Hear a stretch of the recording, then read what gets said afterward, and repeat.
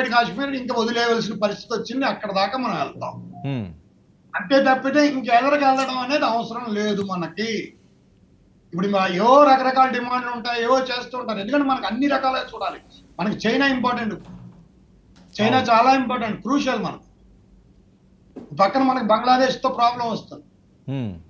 మనం ఏంటంటే ఇప్పుడు ఏదో మన ఇద్దరు మనం మాట్లాడుకున్నట్టుగా bilateral relation, defence, diplomacy. Okay Shastri garu, ఇక్కడున్న కొంతమంది ముస్లింలు ఇక్కడ గాలి పీలుస్తున్న వారు ఇక్కడ మేము అలా మాట్లాడకండి అండి. అసలు ముస్లిమా కాదండి, కాదు మేము కాదండి అలా కాదండి. ఇండియాలో ఉన్నది అందరూ ఇండియన్స్. కరెక్టేనండి, కరెక్టే. ఇప్పుడు మెసేజ్లు పెట్టే కాదండి, మెసేజ్ పెట్టే వాళ్ళు ఒక అబ్దుల్లా, ఒక ఫరూక్ ఇంట్లో ఉంటారు. దానికి కాదు కదా, everybody is Indian. Forget about, we should not discuss. కరెక్టే శాస్త్రి గారు. Let us today we discuss about Pakistan in a big way. Shastri గారు,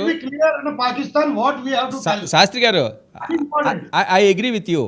1 minute. నేను అనేది ఏంటంటే ఈరోజు చార్ట్స్ చూస్తుంటే కొంతమంది పెట్టే వీడియోలు చూస్తుంటే ఒక సల్మాను, ఒక అబ్దుల్లా, ఒక భాష, లేకపోతే ఇంకొకరు వీళ్ళు మాట్లాడే మాటలు, వీళ్ళు శుభాకాంక్షలు తెలుపుతున్నారు. ఇక్కడి నుంచి కొంతమందిని అరెస్ట్ కూడా చేశారు. దాన్ని ఎలా చూడాలి? అది మిగతా వాళ్ళందరికీ ఆ షేడ్ పడుతుంది కదా. ఇప్పుడు కొంతమంది ఎవడో ఎమ్మెల్యే, దిక్కుమాల ఎమ్మెల్యే ఎవడో పెట్టాడంటే, ఎందుకంటే వాళ్ళందరూ ఇప్పుడు మీరు ఒకటే చెప్తున్నానండి, పాకిస్తానీ నేషనల్. ఇందాక మేము వాళ్ళతో చెప్పిన హోమ్ మినిస్ట్రీ కూడా, పాకిస్తానీ నేషనల్ కనుక ఒకవేళ కంటిన్యూ అయిపోతే వెళ్ళి ఇంటికి వెళ్ళి ఆ ఇంటిని ఉడాయించడమే, పైల్చి పారేయడమే. అలాంటి పరిస్థితి మనలో ఏంటంటే, మన దేశ వ్యక్తులు పెంచి ఏర్పాటు చేయండి.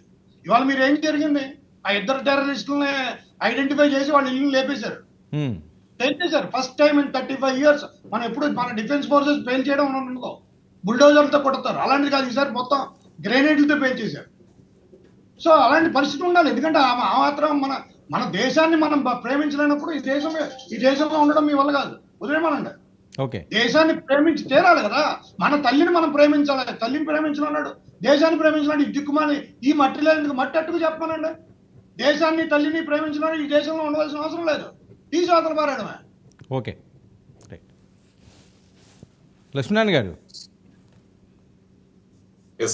సార్ ఇది ఫారూక్ గారు తన అభిప్రాయం అయితే ఇది. మేమంతా ఇక్కడ భారతీయులవి, మేము ఖచ్చితంగా అదే కట్టుబడి ఉంటాం, ఎవరైనా ఉంటే చెప్పు తీసుకోవటాలని ఆయనే డైరెక్ట్గా అంటున్నారు. కానీ ఇది ఆచరణ జరగట్లేదు, దీని ఎవరో కూడా పట్టించుకోవట్లేదు. ఏదో మ్యాచ్లు జరిగినప్పుడు కూడా ఉద్వేగాలు సృష్టిస్తారు.